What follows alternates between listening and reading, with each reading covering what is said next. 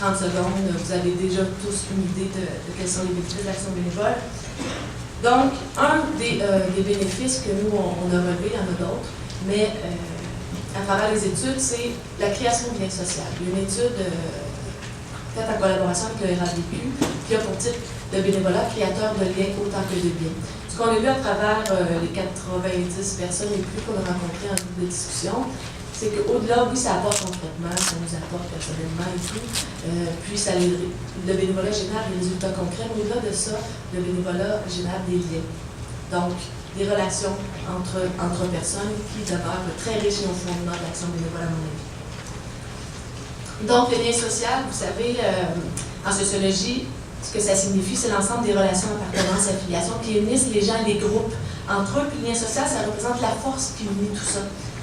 Donc, maintenant, dans les travaux de Georges Simmel, en fait, il met en évidence la pluralité aujourd'hui des appartenances dans nos sociétés. Donc, il ne parle plus de lien social, mais plutôt des liens sociaux.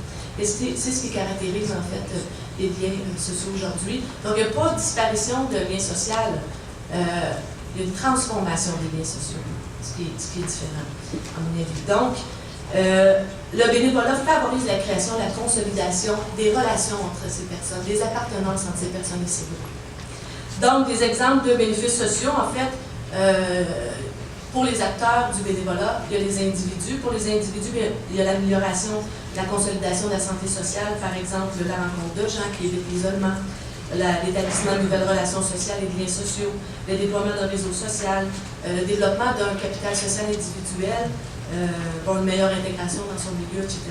Il y a aussi des bénéfices pour l'organisation qui devient plus ouverte sur son milieu, sur son environnement. Le sentiment d'appartenance et d'identité qu'ont les bénévoles envers l'organisation qui fait d'elles des organisations plus connues et reconnues dans leur milieu. Puis on parle aussi de la création d'un esprit, d'une synergie au sein des membres de l'équipe, que ce soit bénévole ou salarié. Pour ceux qui reçoivent, évidemment, ça contraint l'isolement et ça permet l'établissement de nouvelles relations sociales et des liens sociaux.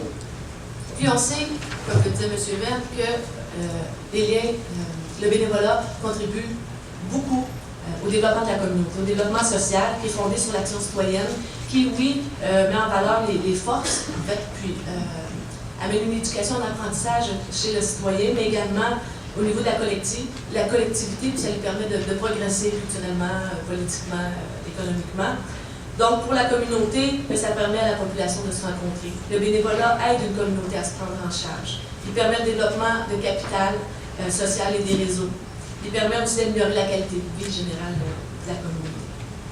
Donc, ce sont que quelques exemples, vous en avez certainement plusieurs en tête, de ce que sont les bénéfices sociaux du bénévolat. Donc, la fameuse question, je venais par y répondre, est-ce que je considère que l'action bénévole est suffisamment reconnue au sein de la société québécoise? Non. En fait, oui et non. Elle n'est pas suffisamment reconnue, ça va de soi. Par les usagers, par la population. Je suis allée récemment à une rencontre dans un centre communautaire de loisirs.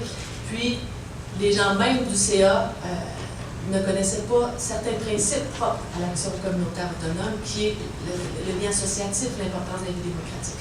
Donc, des membres de CA même connaissaient peu. Donc, on a beaucoup de travail à faire sur la promotion des bénéfices, de qu'est-ce que le bénévolat, qu'est-ce que l'action bénévole. Donc, parfait. Donc, je disais non, mais j'arrive quand même avec certaines propositions.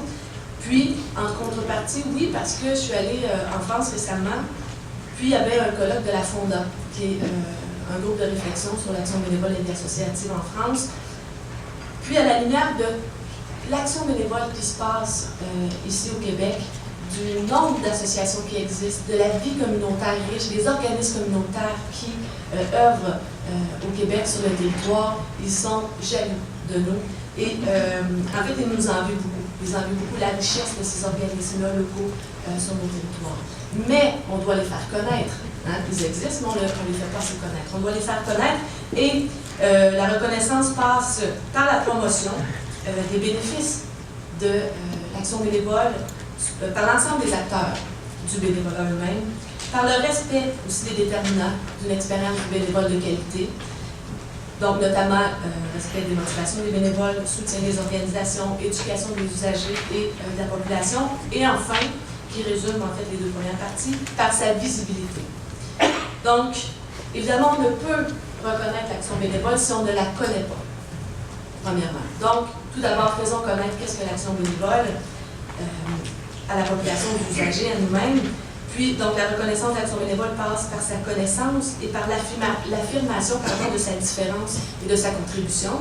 Je crois qu'il existe des moyens, évidemment, pour y arriver. Certains sont à consolider, à promouvoir, parce qu'on les connaît peu. Et d'autres sont à inventer, mais oui, il y a possibilité de faire connaître. Et au-delà de l'État peut bien faire des politiques, peut bien organiser des pilotages, mais je crois que nous-mêmes, comme salariés, bénévoles, organisations, on doit en faire nous-mêmes la promotion. Donc, merci beaucoup.